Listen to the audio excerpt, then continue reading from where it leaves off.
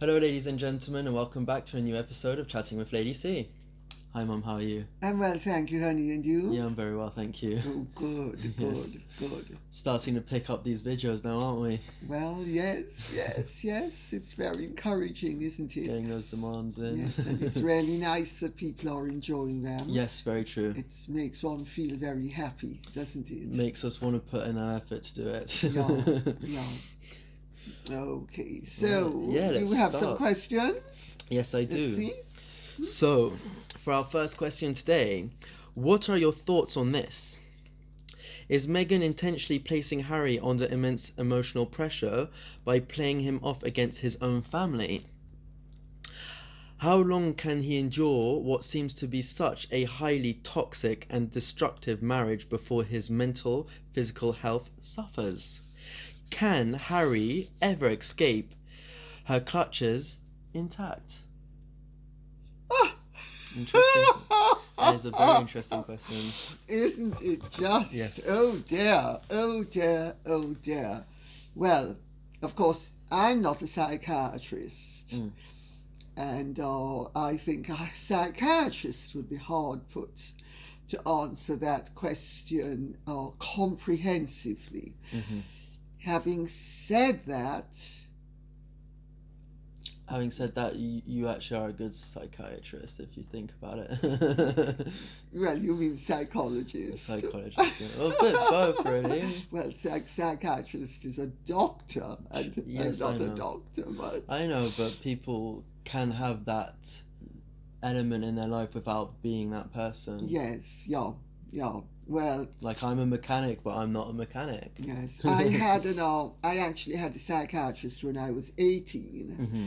who quite seriously suggested to me that I studied and become a psychiatrist. And I said, "Are you nuts? Why would I want to listen to people's misery all day?" I agree. And he said, well, you are extraordinarily perceptive. He said, you would make a very good psychiatrist. I said, all that studying to listen to people just moaning and groaning? I don't think so, thank you very much.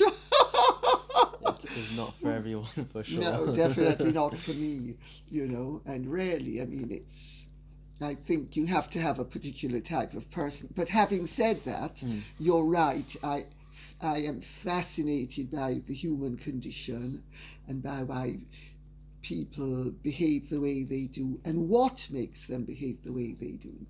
So, and I suppose anybody who's interested in people has got to be interested in psychology, not as an academic subject, but to get to the heart and soul of the matter. The knowledge. Yeah.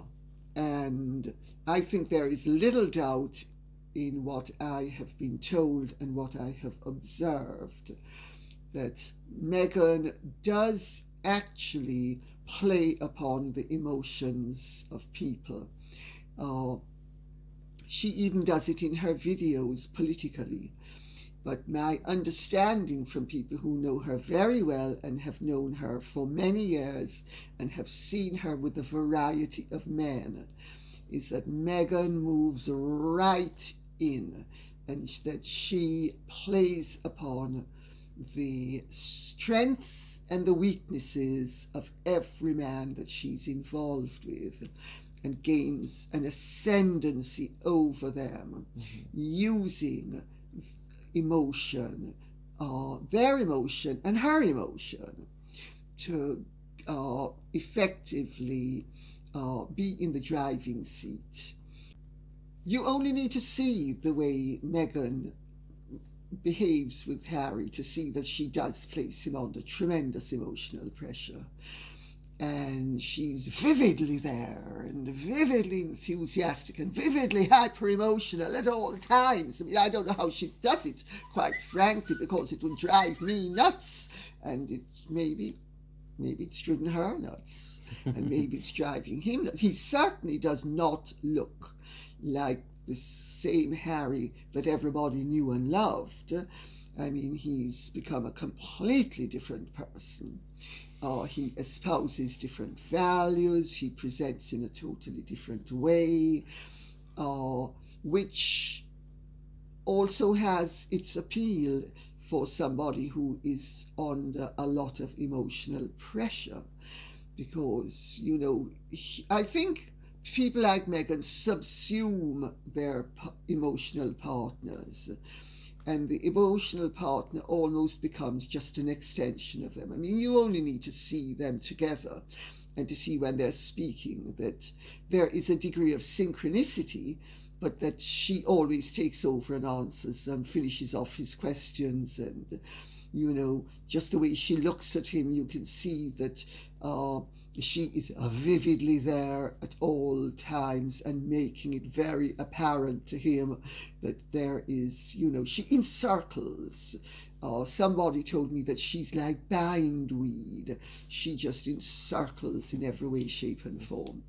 And she has certainly taken him away from his family, and she has taken herself away from her family, which is also what people who trade upon the emotions do, because, basically it's the game they play.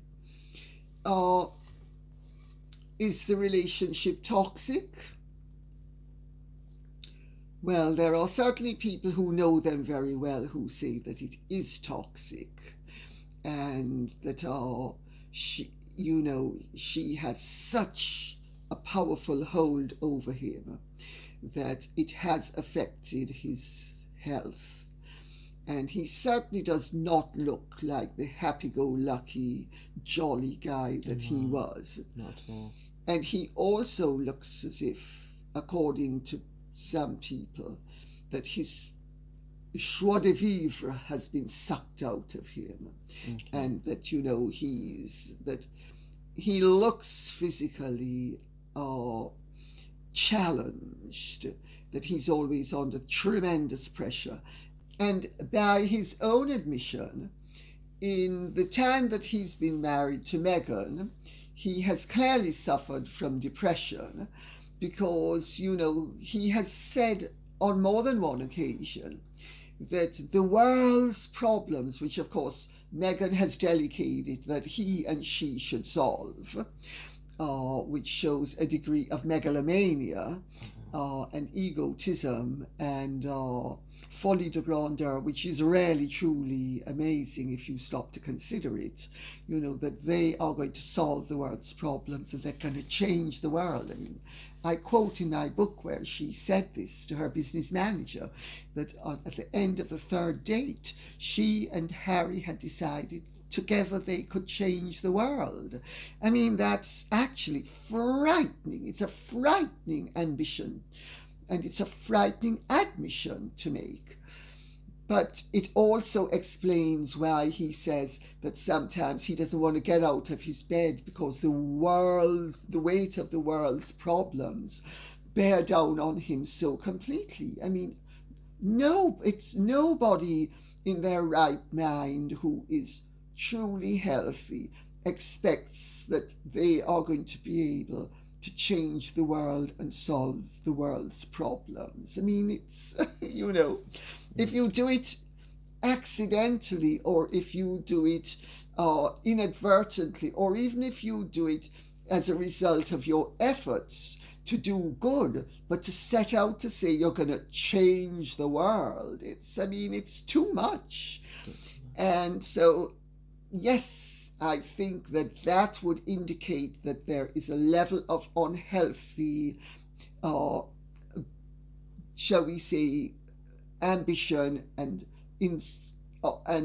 unrealistic goals in their marriage and in their partnership, that would lead one to believe that the effect she has had upon him is definitely, if not toxic, certainly unhealthy. But you see, he will also, because the flip side to all of this is that when you're caught up in a relationship like this, that you actually feel, on the one hand, empowered, while on the other hand, you feel completely disempowered, and you're bouncing between the two extremities.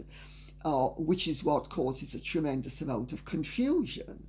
Do I think that he will ever be able to escape from her clutches? Well, my parents, to an extent, had a relationship like Harry and Meghan, and Daddy could never escape from Mummy's clutches. Having said that, Daddy was of a generation and a background where men never left their wives. Nowadays, it's a different matter. Harry's from a family where leaving your wife is acceptable. But it depends to what extent she has so taken over his personality and his really the reality of his being, that he will ever be able to leave her, whether he wants to or not. And that, I think, is a proviso, because we can't say that he's going to want to leave her. He may never want to leave her. But if he wants to leave her, is it going to be easy for him to leave her?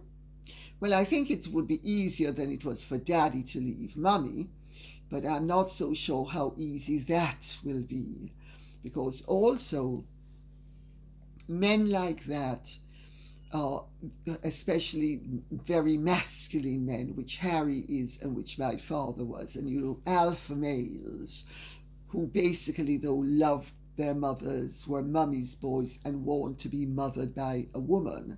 When they find a strong woman who on the one hand appeals to them sexually and on the other hand is mothering them at other times, and then at other times smothering them, and at other times really driving them crazy, it's not that easy to get out of the clutches of a relationship that is ultimately so destructive, because on some level it is very destructive, but on another level the person will think in some ways it's constructive. For instance, my father was not the sort of man who could have brought excitement to the table, but Mummy could bring excitement. And Meghan brings things to the table that are ephemeral, that appeal to Harry. Things like they both love power, they both love being figures on the world stage, they both have overweening ambition, and before her, his ambitions were constrained and proscribed by his royal position and royal role. Well, she has liberated him from all of that. And so, you have to, in making these calculations, to assess the reality of the situation, it's not easy to come up with anything that is predictable. And I would put it to you that most people in that situation wouldn't be able to predict how they're going to respond either, because they are effectively in an egg beater. I mean, Meghan is a very good tosser.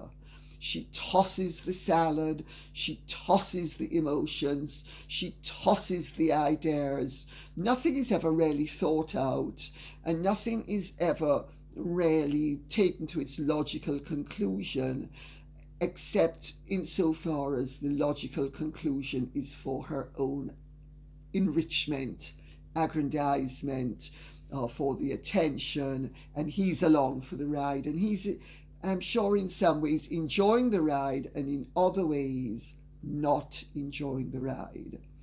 But it's like dealing with people who effectively have very disorderly personalities, which she certainly does.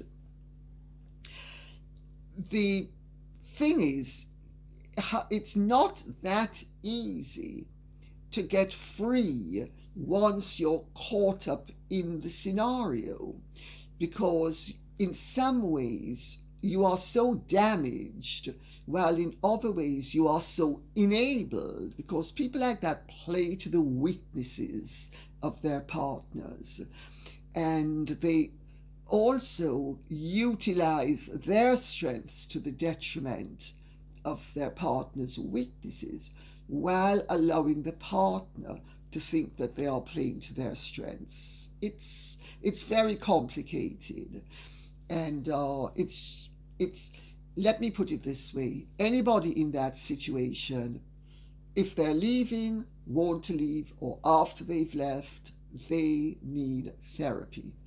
And if they don't get therapy, they are going to be a complete basket case. So, what do you think? That's a fair assessment? Gets the point across, yeah. You do? Yeah. Okay, good. I do. Okay. So, shall we go to the next question, We which is shall move hopefully not quite so intense? What is it? For our next question, Scooby-Doo has been bashing Kate, the Duchess of Cambridge, since the release of the book. Why do you think Scooby-Doo and Meghan Markle dislike, hate, and blame the Duchess of Cambridge? Can the Queen remove their titles? And what will it take to remove them? Okay. Double question, basically. Well, let me answer it from the back to the front. Yeah. The Queen cannot remove a peerage from a pair. That is something that Parliament has to do. Once the Queen made Harry the Duke of Sussex, she removed her ability to just peremptorily strip him of that title. The other titles are within her gift, and she can remove them. But the peerage of Sussex has to be removed by an act of Parliament. So that is a complication that I don't think people in the world at large actually realise the full extent of the difficulty involved if Harry and Meghan wished, if it became necessary to strip Harry and Meghan of their titles.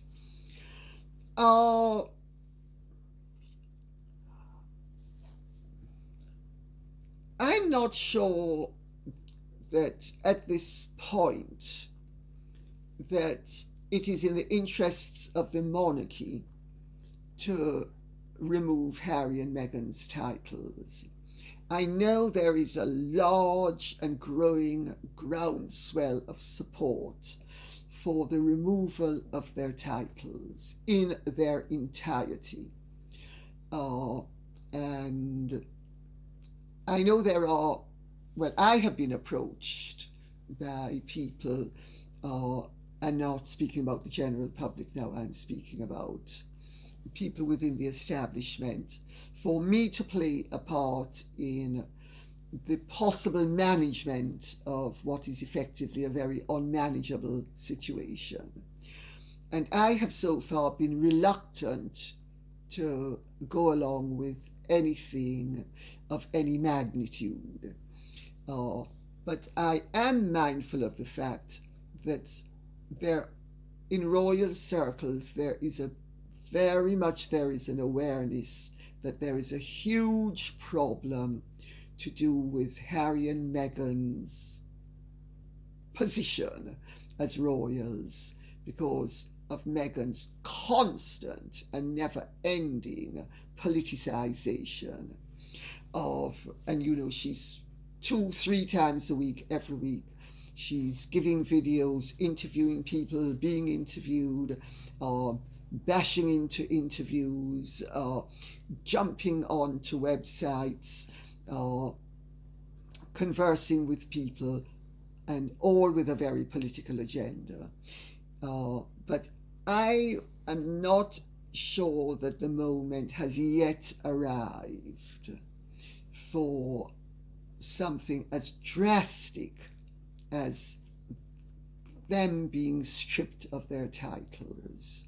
I think so. And insofar as Scooby-Doo That bashing. name. Yeah, I prefer to call him Scabies. I know, Scooby-Doo. The first time I heard that, I was like, yes. Because, I mean, isn't Scooby-Doo a dog that's Yes. actually quite endearing? Well, no, he's scared of everything. Scooby-Doo is a dog that is scared. He's in a mystery hunting gang that tries to solve the mystery, and him and Scooby-Doo and Freddy are scared of all the ghosts and the monsters, so they're always running away. Oh, well, And they're always used as the bait as well. Okay. Well, I think amid Scabies has been knocking Catherine on behalf of Meghan, because the public, I think, has woken up to the fact that Meghan is an extremely competitive person and that she really wanted to be number one. And when she couldn't be number one, she thought, well, this game doesn't suit me at all. I just don't like this. I'm gonna move out and find myself a new game in town where I can be number one. And this is her active search at the moment. And they have denigrated Catherine very unfairly. But you know, there's only room at the top of a Christmas tree for one angel. Or one star. Or one star. And the angel is Catherine Cambridge. So it's hardly surprising that Meghan has fed all of this denigratory stuff to Scooby-Doo, as some people are calling him, and that he has acted upon it but I think it's a mean and nasty game. I think it's a mean and nasty game, but I don't think I should address it in this video. I think I should address it in another video. I gather that there is one more question that we should be covering in this video. So shall we move on to it, honey? Yes. Okay. So for our next question, Maker's Woman, video done by Meghan Markle, where she added the copyright, the Duke and Duchess of Sussex. Can they do that in their political movement projects? Thank you. Oh, well, they have done it. So they have done it, whether they should have done it or not. They have done it. Because, of course, Maker's Women is, in effect, again, a political video. Meghan is a political activist who seems to have completely misunderstood, well, or has refused to understand that the role of a royal duchess is incompatible with interfering in any electoral process whatsoever. As the Duchess of Sussex, she does not have the right to give her political opinions. As long as she goes by the name Duchess of Sussex, she has only one right, and that is the right to be silent. She does not have the right to be vociferous the way she is. The fact that she has copyrighted that video with Gloria Steinem is actually outrageous, because by doing it as a copyright of the Duke and Duchess of Sussex, she is also roping Harry into it. And she has roped their royal status into it. Had she copyrighted it as Meghan Markle, you could have thought, well, you know, there's a fine line. I mean, the fact of the matter is, anybody with integrity knows that whether she's Meghan Markle or the Duchess of Sussex, she's the same person. She's a member of the British royal family, and therefore she is forbidden from doing certain things. But you could have thought, well, at least she's paid lip service to the pretense. But she hasn't even bothered to do that. I mean, Meghan's behaviour is in some ways very contemptuous and very contemptible. You know, her attitude seems to be, I'm going to do what I want, and I'm a free agent, and I'm not beholden to anybody. And if I want to do something, I'm going to do it, and who doesn't like it is just going to have to suck salt. I mean, there is an arrogance to her demeanour and to her tone and to the message that she conveys that is so objectionable, but it gives her game away, and it shows that she has absolutely no respect for the British monarchy, for the institution of the British monarchy, for the institution, for the British people and their choice to have a monarchy. That, you know, as far as she's concerned, it's two fingers to the British people, and she's going to exploit her title and Harry's position for all it is worth, and who doesn't like it can lump it. This is on some level possibly very naive. If it is not naive, it is impertinence of the highest order. And I suspect it is a combination of the two. I think that's about it. Thanks for the questions. I think they're very interesting. In our next video, I am going to be going through funding freedom and finding freebies at the behest of many, many people who have asked me to address the issues and to come up with my critique. So I will do this in the next. Talking about that, Mum, you know, you're the one that said finding from freebies, whatever. Funding freedom and finding freebies. Swear somebody the other day calls me up and says that a newspaper's using your how you call the book as well. Oh, several people. Yeah, it's amazing. It started, but I just want to make sure that everybody understands it's Mum that started it. Oh, thank you, honey. Because I'm seeing it everywhere now, and a friend actually called me the other day. I can't remember who actually was told me. I think it might be Gemma actually that told me, and she said that she saw it in the newspapers and they're using, because she heard it from you, and everybody knows that we heard it from you. Well, the other thing that I came up with that some people have pinched, and I'm delighted that they pinched it, is husband. Because of course that was a great one. Wasn't it? That was a great one. I christened Peter my husband because I thought it was so infra-deep to have somebody who's such a wonderful person as a walker. I mean, such a ghastly, dishonouring word. My husband is warm and affectionate. Of course, yes. A walker, I would have just, somebody said that to me, I said, what, does he walk you down the aisle? Well, it's offensive. I think it's nice. offensive, definitely. you know.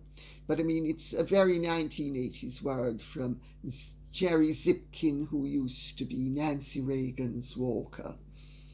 But going further back in the 70s, we used to call Mummy a fag hag because she had her various escorts who were gay, who would accompany her to events. And in those days, they said, oh, she's a fag hag, so we used to call her a fag hag. But that wasn't very flattering to the guys either. No, of course not. But I think husband is nice. That's a great one. So, well, I'm delighted I've come up with one or two things.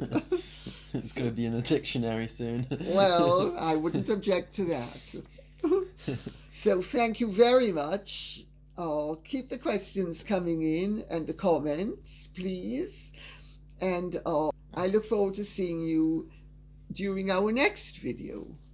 Well, thank you, everybody, and we hope you enjoyed this episode as well. And if you enjoyed it, hit the like button, subscribe, and get your friends on it. Thank you very much. Bye-bye.